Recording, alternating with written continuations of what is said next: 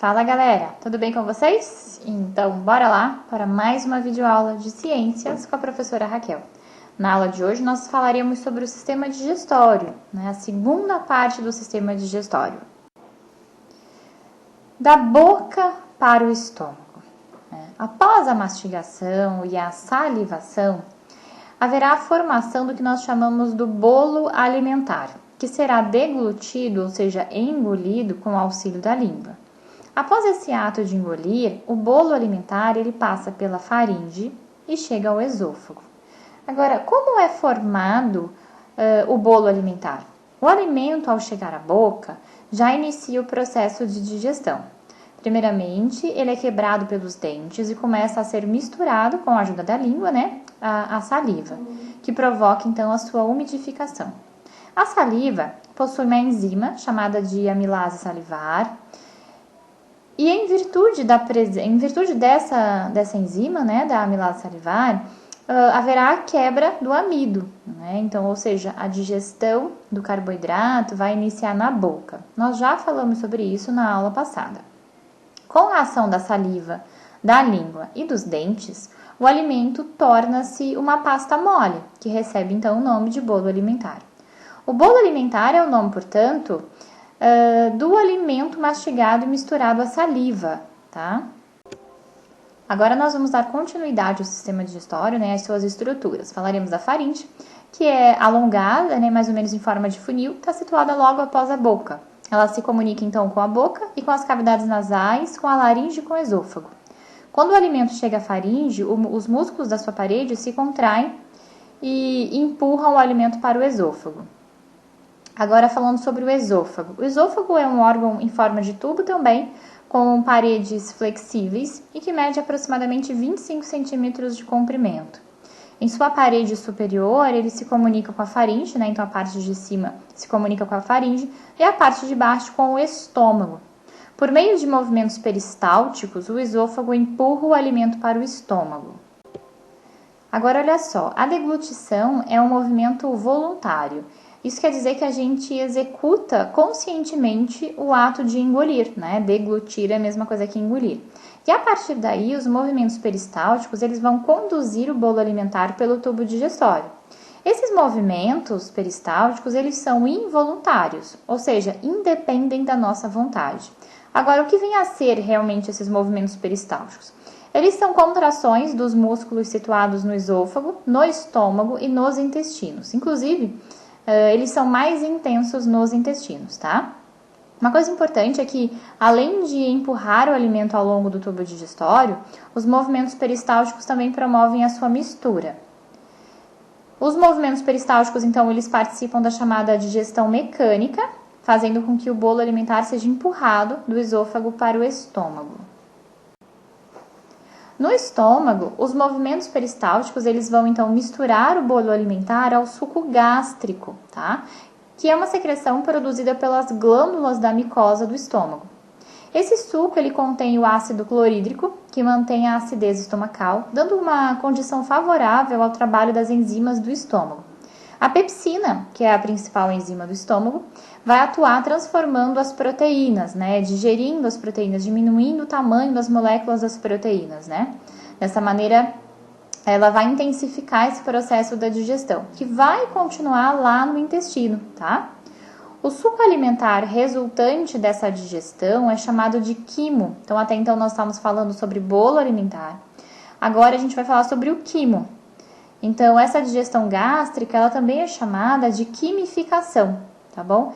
Então, a gente está falando que esse resultado, esse material que a gente tem no estômago, a gente chama de quimo, que vai ser produzido através do processo de quimificação, ok? Não se esqueçam disso. Então, a quimificação produz o quimo no estômago, tá bom? No intestino delgado, ocorre a maior parte da digestão dos nutrientes, bem como a sua absorção, Ou seja, a assimilação das substâncias nutritivas.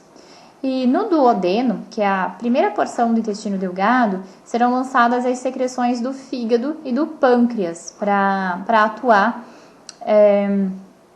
nesse processo da digestão química, como a gente diz, né? Porque nós estamos trabalhando agora com substâncias químicas produzidas então pelo fígado e pelo pâncreas. Então nós estamos falando da ação conjunta da bile, do suco pancreático e também do suco entérico, ou também chamado de suco intestinal, que vão então atuar sobre o quimo, né? Lembrem-se, ele já foi o bolo alimentar, já foi a comida, né? Melhor dizendo, já foi aquele bife, aquela batata frita. E aí virou o bolo alimentar, e aí depois o quimo no estômago, né? E agora vamos dar continuidade. Agora, pessoal, essa digestão química que eu me referi, né? Que vai trabalhar, vão atuar algumas substâncias químicas, melhor dizendo, haverá ação de secreções, tá? Então, a gente vai ver agora quais secreções nós estamos falando. Então, primeiro é a bile, que é uma secreção do fígado que fica armazenado na vesícula biliar, tá? Ela será lançada no duodeno, que é a primeira porção do intestino, através de um canal e não contém enzimas digestivas, mas os sais biliares separam as gorduras em partículas microscópicas, funcionando de modo semelhante a um detergente. Isso acaba facilitando a ação das enzimas pancreáticas sobre os lipídios, né, sobre as moléculas de gordura.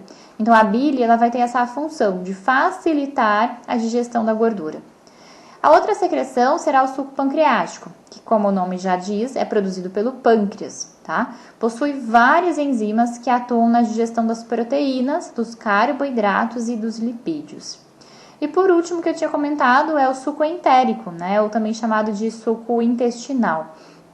Ele é produzido pela mucosa do intestino, né? Então, pela mucosa, pela camadinha ali, a parede do intestino, melhor dizendo. Possui enzimas também que vão atuar na transformação, entre outras substâncias, das proteínas e dos carboidratos. Ao término desse processo digestório no intestino delgado, o conjunto de substâncias resultantes vai formar um líquido viscoso de cor branca chamado de quilo, tá? Quilo. E aí essa digestão ela vai continuar em outras partes do intestino, chamada de jejuno e no íleo. Aí veja só, nós temos agora como produto o quilo, né? Que ele foi o produto da digestão até então. Que ele é composto então pelos nutrientes transformados em moléculas muito pequenas, mais as vitaminas e os sais minerais. As substâncias que formam o quilo, elas podem ser absorvidas pelo organismo. Isto é, podem atravessar as células do intestino por meio das vilosidades do intestino delgado. Então, observem ali na imagem, as vilosidades são dobras, tá? Que o intestino delgado tem, e aí facilita essa absorção de nutrientes, tá? Com isso, ocorre a passagem das substâncias então nutritivas para os capilares sanguíneos, ocorrendo então a absorção dos nutrientes.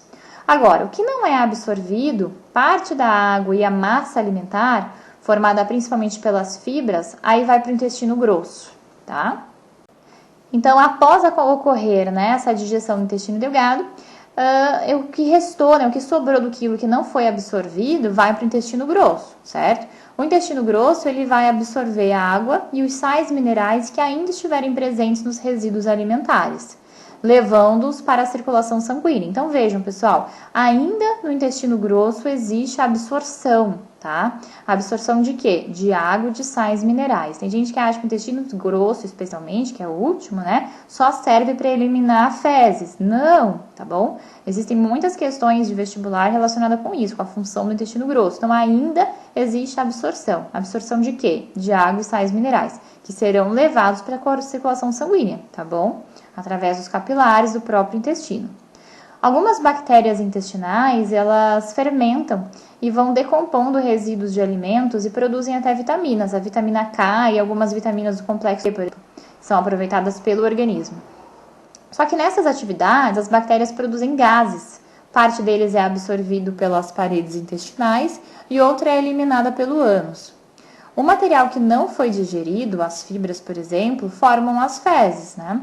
Que são acumuladas no reto e posteriormente empurradas por movimentos musculares, né? Aqueles movimentos peristálticos, que eu falei, inclusive, que no intestino eram mais intensos, lembram-se? E aí, esses movimentos vão fazer com que a seja eliminada para fora do ânus. É quando, então, nós sentimos a vontade de defecar, né? Ou seja, de eliminar as fezes. Enfim, concluídas todas as etapas da digestão, os nutrientes que chegam à circulação sanguínea serão então distribuídos a todas as células e assim são utilizados pelo organismo.